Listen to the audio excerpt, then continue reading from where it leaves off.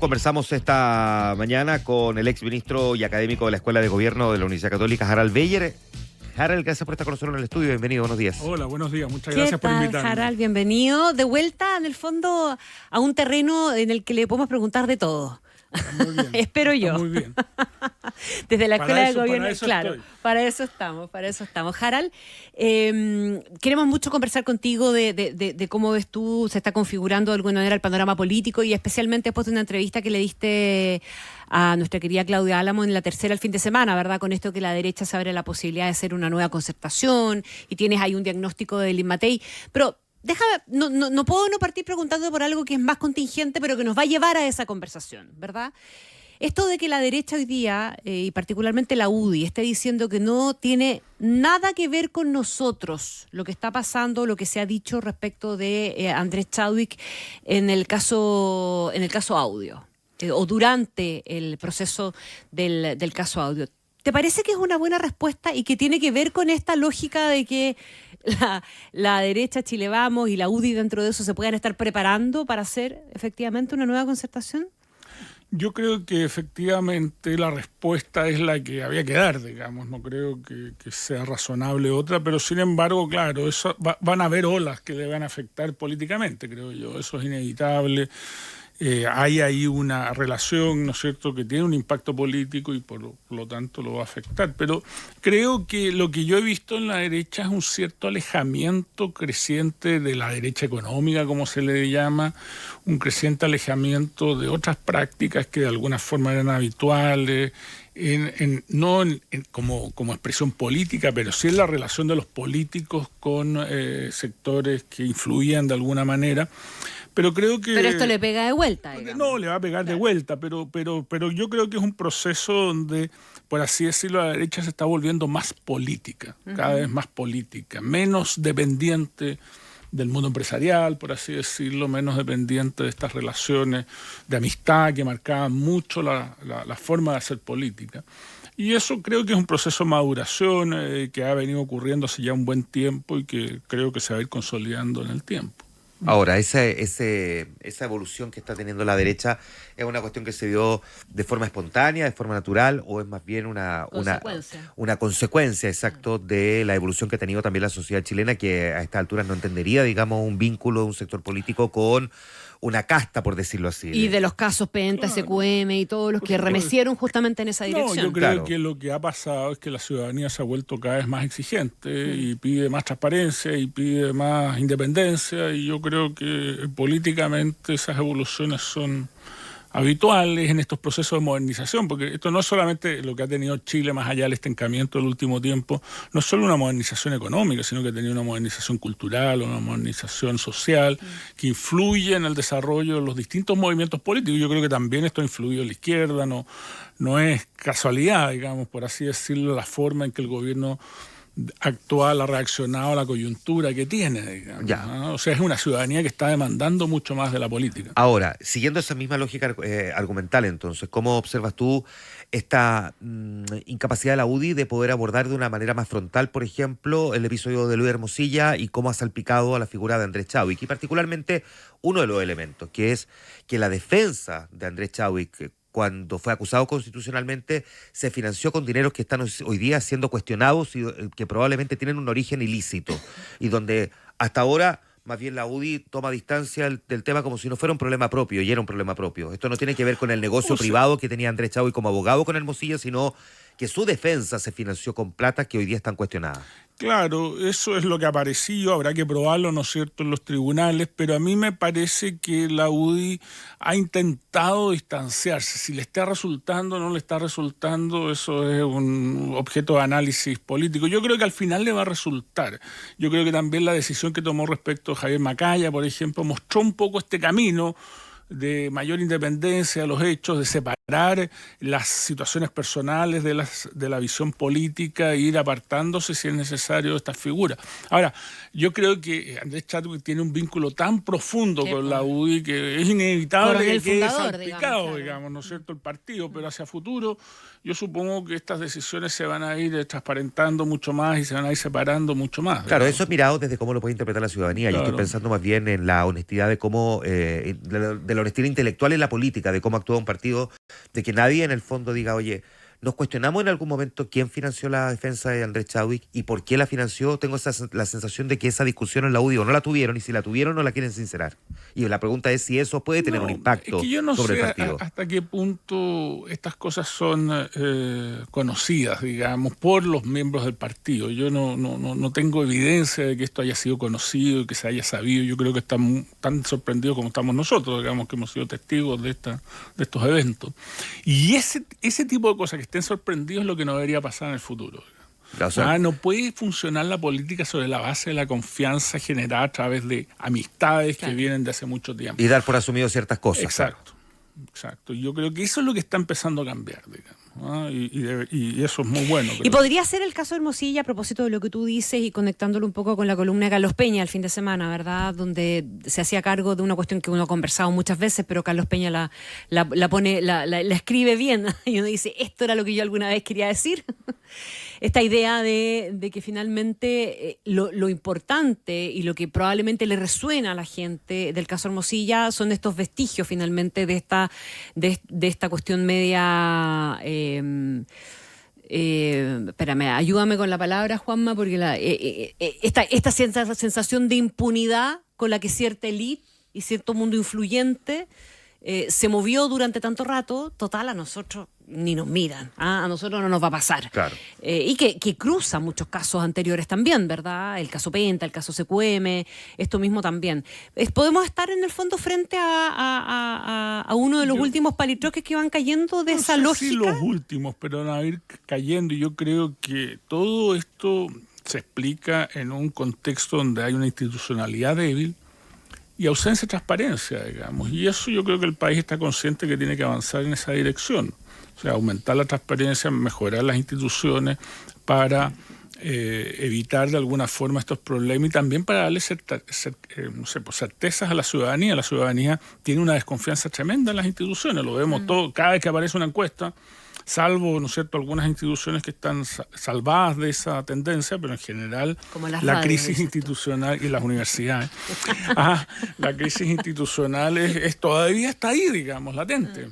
Ahora, en ese sentido, es importante entonces que veamos con una cuestión tan mediática la formalización de Luis Hermosilla, como para que la gente vea, oye, sí, está bien, esto está mal, pero...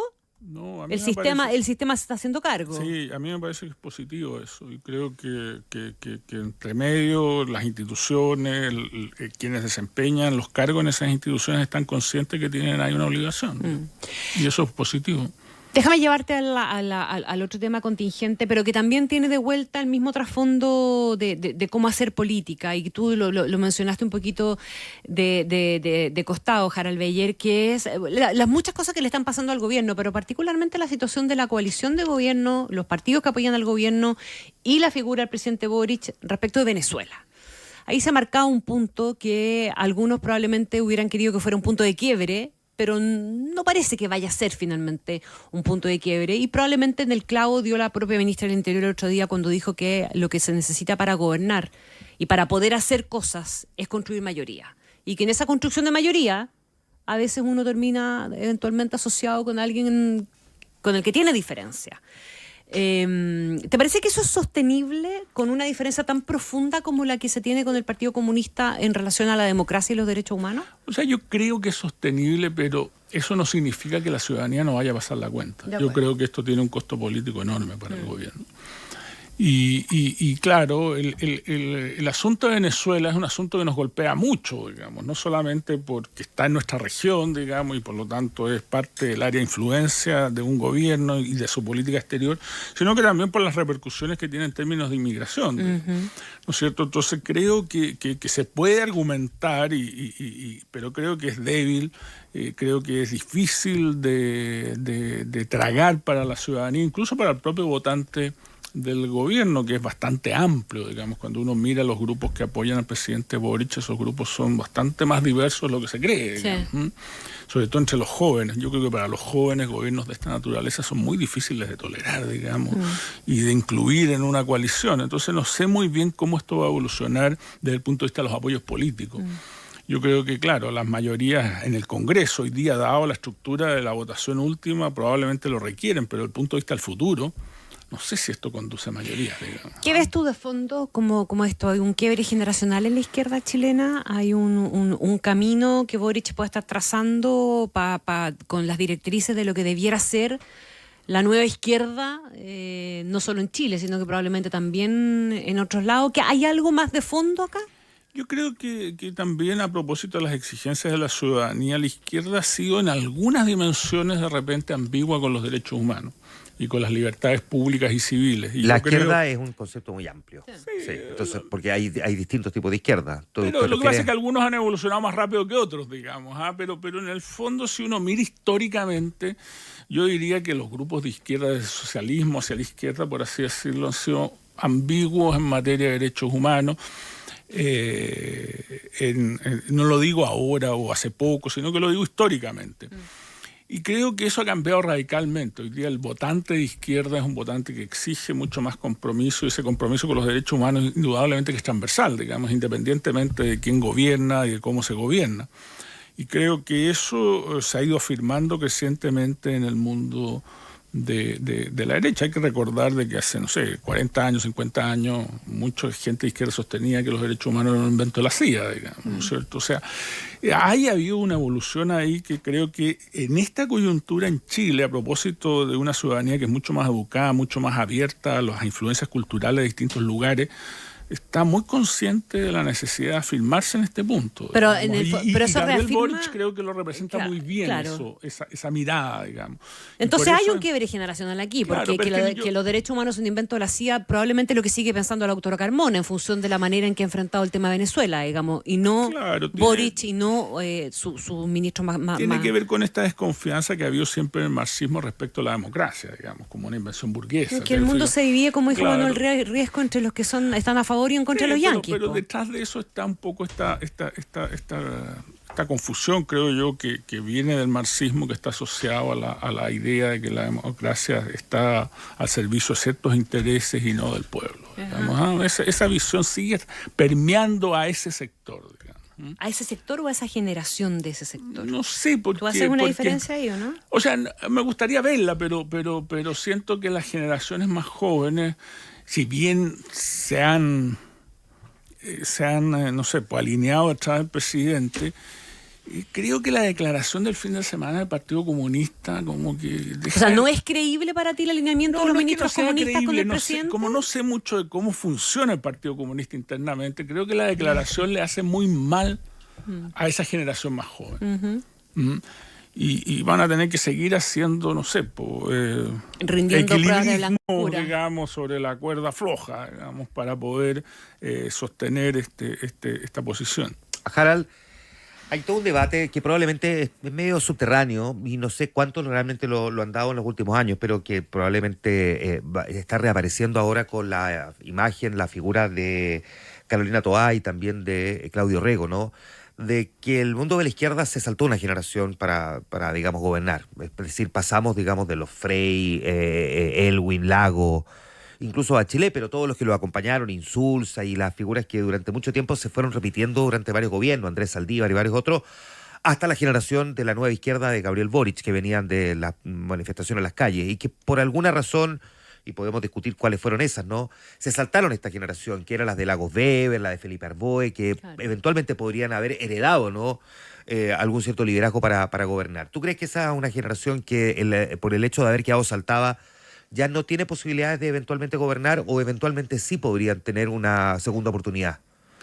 Bueno, yo Digo, siempre digo... y perdona que complemente esto, pero digo que una de las críticas que hay es que hubo demasiado tutelaje, digamos, de esa primera generación, de quienes, después de haber recuperado la democracia, hicieron todo lo posible por tratar de sostenerla y decir, nosotros somos los que lo conseguimos, nos vamos a mantener aquí todo lo que podamos. Pinochet sigue siendo comandante en jefe, después pasó a ser senador, no sé, en fin. Y de repente no se dieron cuenta de que no estaban entregando la posta. ¿Crees tú que esa posta eventualmente podría caer en tus manos? Pero yo creo que el argumento de fondo es decir, bueno, ¿por qué este grupo no fue capaz de desarrollar un proyecto propio? Distinto, por así decirlo, el Frente Amplio y distinto de sus tutelajes, claro, digamos. Y eso yo creo que por alguna razón que yo no he logrado entender y tampoco he estudiado en detalle, no ocurrió, digamos. No ocurrió. Y hoy día, de hecho, se ve esa debilidad. El argumento, perdona que te interrumpa, pero el argumento que se esgrimió, por ejemplo, de parte de figuras como Marco Enrique Minami, es que ese tutelaje es tan grande que no nos dejan, digamos, dentro de la concertación, poder tomar ahora la posta en el testimonio en esta continuación. Y por lo tanto, o me salgo, que fue lo que hizo Marco, o me someto. Claro, pero Michelle Bachelet en su momento fue una candidata inesperada. O sea, ese argumento se podría haber aplicado en ese entonces, digamos, porque la ciudadanía está buscando liderazgos políticos que la atraigan y por lo tanto yo creo que es posible construirlo. Y por eso que me parece tan difícil que ellos hoy día tengan una oportunidad, porque no los veo en las encuestas, no los veo apareciendo, no los veo con un discurso independiente, atractivo, con mirada de futuro. Los veo muy atrapados por la coyuntura, sin construir, digamos, los proyectos que se requieren para alcanzar de nuevo el favor de la ciudadanía. Entonces, me parece a mí que hay un problema de fondo. A mí siempre las responsabilidades son de uno, digamos. Y yo creo que esa generación no fue capaz de pensar en un proyecto distinto que podría haber sido una combinación entre lo que el Frente Amplio planteaba y lo que tal vez plantea la antigua concertación, pero nunca vi eso. Vi más bien declaraciones como diciendo, claro, necesitamos hacer algo distinto, pero nunca... Hágalo por nosotros. Pero nunca ese algo distinto apareció con fuerza, digamos. Ahora, ¿tú crees que hoy día no tiene la musculatura esa generación perdida como para eventualmente tener un liderazgo presidencial? Uno siempre tiene que recordar esa famosa frase de Harold Wilson que dice que en política una semana es mucho tiempo. Y hemos visto muertos cargando, claro, en política aunque él en sus memorias dice que esa frase no la inventó él, pero no, y nosotros hemos visto muertos cargando. Claro. De hecho, tenemos hoy día como la figura presidencial más relevante en la centroderecha o en la derecha a Evelyn Matei, a la que en algún momento se dio también por muerta en política, después del caso de la Kioto y otras situaciones más que la complicaron. Pero es interesante el caso de ella porque ella era una política que generaba mucho rechazo y fue trabajando por mucho tiempo ese rechazo hasta que logró reducirlo y se proyectó. Y revertirlo. Eso no lo veo en esta nueva generación, en esta generación intermedia de la centroizquierda, por así decirlo. No veo ese trabajo constante para poder alinear un proyecto que sea favorecido. Ahora, puede ocurrir, digamos, yo no digo que no ocurra, pero no veo hoy día elementos que permitan construir ese proyecto. Y ese trabajo, si lo está haciendo la derecha, la derecha también no corre el riesgo de estar atrapada en la coyuntura. O sea, yo creo que la derecha, que es un poco un cuestionamiento que yo tengo, yo creo que Evelyn Matei trabajó muy bien su personalidad, su carácter y carisma político, digamos. Y eso es donde lo tiene, que la tiene tan catapultada. Pero al mismo tiempo creo que los partidos de derecha y el entourage de derecha, por así decirlo, no ha construido un proyecto de largo plazo, que yo creo que le da mucha fuerza para hacer un poco lo que dije en esa entrevista, ¿no? De convertirse en una suerte de neoconcertación, digamos, en el sentido de que pueda gobernar por varios periodos con un proyecto de largo plazo, dado la coyuntura, dado cómo están alineados los electorados, etcétera, etcétera. Con una lógica de mayoría. Claro, esa dimensión es la que yo creo que falta. Y que, claro, se requiere un compromiso más fuerte de los partidos, no basta con el candidato o la candidata. O sea, ¿es equivocada la crítica de Chile Vamos de que ven con preocupación una falta de musculatura en el equipo de Evelyn Matei o en la candidatura de Matei? El problema más bien es de ellos, dices tú, es que la derecha de ella. Tiene esta mirada como que los candidatos son una suerte de independientes, digamos, que arman sus campañas, que es una larga tradición y que, claro, Sebastián Piñera, por la fuerza que tenía, por su carácter, por sus recursos, podía construir una plataforma un poquito más independiente, pero hoy día los partidos se tienen que sumar y tienen que ser ellos parte de la construcción de ese proyecto. De acuerdo. Mira, está interesante esto. Ya, pues algo que nos quede en el tintero. Mira, podríamos hablar del CAE, podríamos hablar de un montón de cosas más, pero yo creo que eso lo dejamos para otra conversación. Temas más sectoriales. Ya, ¿Te parece? Y todavía nos está faltando la patita de la educación. Sí, pues. Sí. Ahí a propósito estoy en un debate sobre las exigencias que quieren los rectores. No sé si vieron esta inserción. Sí, de digamos, inserción, que De firmada hecho, por- escribiste una carta en el Mercurio. Sí. ahí estoy en un debate sobre eso, pero La exigencia de la parece que acreditación. las exigencias de postulación Eso, a pedagogía, eso. que creo que es un asunto crucial para el país. Creo que ahí es donde estamos fallando en educación y no veo los espíritus para poder llevar adelante las medidas que signifiquen atraer y retener mejores profesores en las aulas. Y creo que eso es crucial para el futuro. Ese es el gran tema que me preocupa a mí Sin duda. Sin en duda. estos momentos. Ya, dejemos una conversación sobre educación para otra. Aquí anotado para luego. Para otra conversación luego. ¿Te parece? Harald Beyer Bien. conversando esta mañana con Muchas nosotros. gracias, Muchas gracias, Harald. Harald. Muchas gracias a ustedes.